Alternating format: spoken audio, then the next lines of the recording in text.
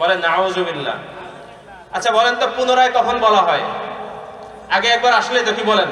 হ্যাঁ, তো তাদের আকীদা যেই মুহাম্মদ সাল্লাল্লাহু আলাইহি ওয়াসাল্লাম মক্কায় আসছিলেন ওই মুহাম্মদ সাল্লাল্লাহু আলাইহি ওয়াসাল্লাম হুবহু ওই মুহাম্মদ সাল্লাল্লাহু আলাইহি ওয়াসাল্লাম কাদিয়ানে আসছে। বলেন এই আকীদা রাখার পরে আর নিজেদেরকে মুসলিম দাবি করার কোনো অধিকার আছে? কিন্তু এর চেয়ে আরো ভয়াবহ বিষয় আছে, এর চেয়ে আরো মারাত্মক বিষয় আছে। সেটা কি জানেন? সেটা হলো মির্জা কাদিয়ানীর দাবি এবং কাদিয়ানী সম্প্রদায়ের আকীদা। যেহেতু মির্জা কাদিয়ানী মুহাম্মদ রাসূলুল্লাহ, যেহেতু সে আসল মুহাম্মদ, এজন্য মুহাম্মদ সাল্লাল্লাহু আলাইহি ওয়াসাল্লামের যত গুণ ছিল, মুহাম্মদ সাল্লাল্লাহু আলাইহি ওয়াসাল্লামের যত বৈশিষ্ট্য ছিল, তার যত মর্যাদা ছিল, সব মর্যাদা, সব গুণ, সব বৈশিষ্ট্য নাকি মির্জা কাদিয়ানীর মধ্যে আছে। বলেন না নাউজুবিল্লাহ। এই বইয়ের 23 নম্বর পৃষ্ঠায় 23 নম্বর পৃষ্ঠার মধ্যে তার আপন ছেলে লিখতেছে, मगर मसीह मऊद को तो तब नबूवत मिली जब उसने नबूवत मुहम्मदिया के तमाम कमालात को हासिल कर लिया और इस काबिल हो गया कि जिल्ली नबी कहलाए। पर जिल्ली नबूवत ने मसीह मऊद के कदम को पीछे नहीं हटाया बल्कि आगे बढ़ाया और इस कदर आगे बढ़ाया कि नबी करीम सल्लल्लाहु अलैहि वसल्लम के पहलू पर पहलू ला खड़ा किया। বলে মির্জা গোলাম মোহাম্মদ কাদিয়ানী কবে নবী হয়েছে জানো? যখন সে রাসূলুল্লাহ নবুয়তের সকল মর্যাদা, সকল বৈশিষ্ট্য, সকল কামালাত যখন মির্জা কাদিয়ানী অর্জন করে ফেলছে তখন গিয়ে সে নবী হয়েছে। জোরে বলেন নাউজুবিল্লাহ। আর এটার কারণে তারা বলতে চায় যে মির্জা কাদিয়ানীর মর্যাদা আর আল্লাহ রাসূলের মর্যাদা নাকি সমান সমান হয়ে গেছে। বলেন আল্লাহ রাসূল সাল্লাল্লাহু আলাইহি সাল্লামের কোনো একদিক থেকে কেউ সমান সমান দাবি করলে তার ঈমান থাকবে? তার ঈমান থাকবে?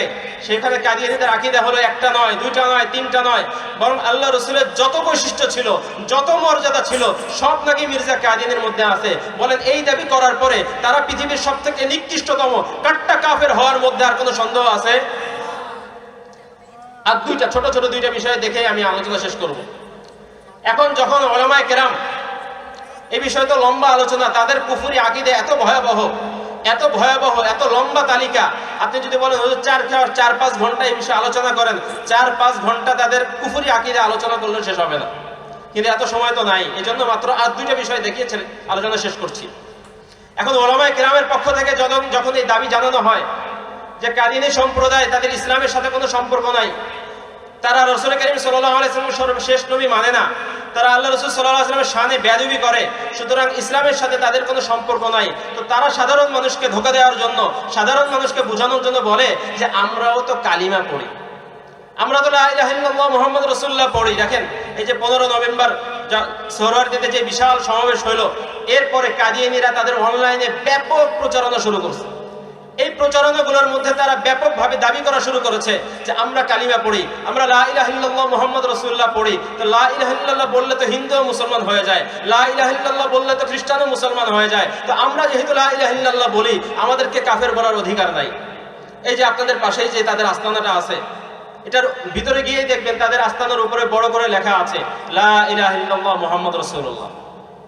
এখানে আরেকটা কথা বলে দেই, আমি বলেছি আস্তানা, উপর মসজিদ কিন্তু বলি নাই। কাদিয়ানীদের উপাসনালয়কে আস্তানাকে মসজিদ বলা জায়েজ নাই, হারাম। মসজিদ একমাত্র মুসলমানদের হয়। কাদের হয়? মুসলমানদের হয়। তো তাদের ওখানে লেখা আছে লা ইলাহা ইল্লাল্লাহ মুহাম্মদ রাসূলুল্লাহ। এখন বুঝাইতে চায় যেহেতু আমরা কালিমা পড়ি সুতরাং উলামায়ে কেরাম আমাদেরকে কাফের বলার কোনো অধিকার নাই। আমি আপনাদেরকে তাদের এই বিষয়ে যে ধোঁকাটা আছে ধোঁকাটা দেখাই। দেখেন কালিমা এটা কি কোনো শব্দের নাম? তার নাকি তার একটা অর্থ আছে? বলেন না। কেউ যদি কালিমার শব্দ পড়লো কিন্তু অর্থকে সে অস্বীকার করলো, এভাবে সারা জিন্দেগি কালিমা পড়লে মুসলমান হওয়া যাবে? বলেন না, মুসলমান হওয়া যাবে? দেখেন তাদের এই যে আকীদার বই কালিমাতুল ফসল, এটার 68 নম্বর পৃষ্ঠায় তারা স্পষ্ট বলেছে যে তারা যখন কালিমা লা ইলাহা ইল্লাল্লাহ মুহাম্মদ রাসূলুল্লাহ বলে, তো তাদের মুহাম্মদ আর আমাদের মুহাম্মদ এক না।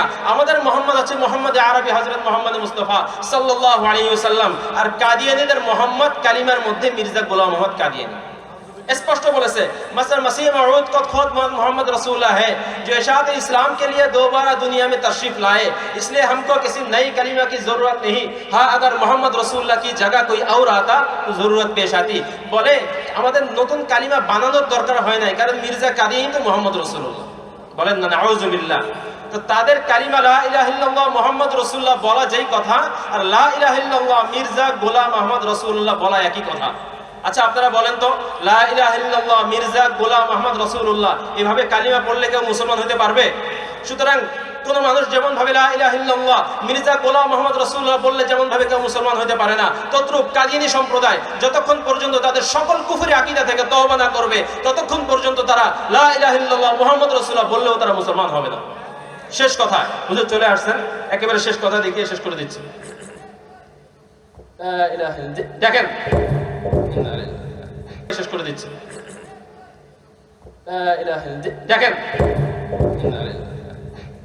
যেহেতু তারা মির্জা গোলাম মোহাম্মদ কাদিয়ানীকে নবী মানে, তো নবীকে না মানলে মানুষ কি হয়ে যায় বলেন না?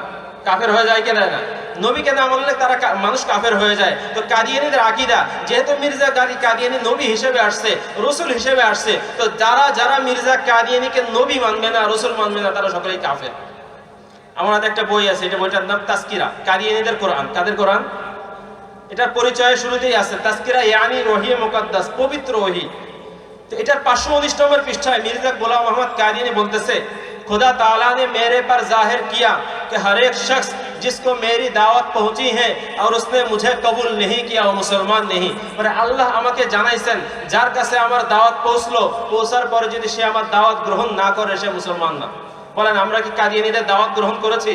তাহলে কাদিয়ানীদের আকীদা হলো বিশ্বের সকল মুসলমান মির্জা গোলাম আহমদ কাদিয়ানীকে না মানার কারণে কাফের। আর তারা মিডিয়ার সামনে এসে কান্নাকাটি করে যে আমরা কালিমা পড়ি, আমরা নামাজ পড়ি, আমরা রোজা রাখি, হুজুররা আমাদেরকে খালি খালি কাফের বলে। বলেন নাউজুবিল্লাহ।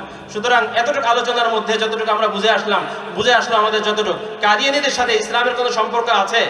কাদিয়ানীর যে কুফরি আকীদা যতটুকু আলোচনা হয়েছে এতটুকুর আলোকে আমরা বুঝতে পেরেছি যে পৃথিবীর মধ্যে সবথেকে বড় ঈমান বিধ্বংসী ফিতনা হলো কাদিয়ানীদের ফিতনা। এজন্য ভাই আপনাদের এলাকার মধ্যে যেহেতু তাদের একটা আস্তানা আছে, আপনাদেরকে সতর্ক থাকতে হবে। আমাদের করণীয় হলো আমাদের সতর্ক থাকতে হবে যাতে করে আমাদের কোনো মুসলমান ভাইকে, আমাদের কোনো মুসলমান বোনকে, আমাদের কোনো সন্তানকে তারা ধোঁকা দিয়ে কাদিয়ানী বানাতে না পারে। রাজি আছে তো ইনশাআল্লাহ? আমরা সতর্ক থাকবো তো ইনশাআল্লাহ? আর দ্বিতীয় করণীয় হলো এই সকল ফিতনা থেকে বাঁচার জন্য আমরা সর্বদা উলামায়ে কেরামের সাথে সম্পর্ক রাখবো ইনশাআল্লাহ। যদি আমরা উলামায়ে কেরামের সাথে সম্পর্ক রাখি তাহলে এই জাতীয় ঈমান বিধ্বংসী ফিতনা থেকে আমরা বাঁচতে পারবো। আল্লাহ তাআলা আমাদেরকে বোঝার এবং আমল করার তৌফিক দান করেন। ওয়া আখিরু দাওয়ানা আলহামদুলিল্লাহ।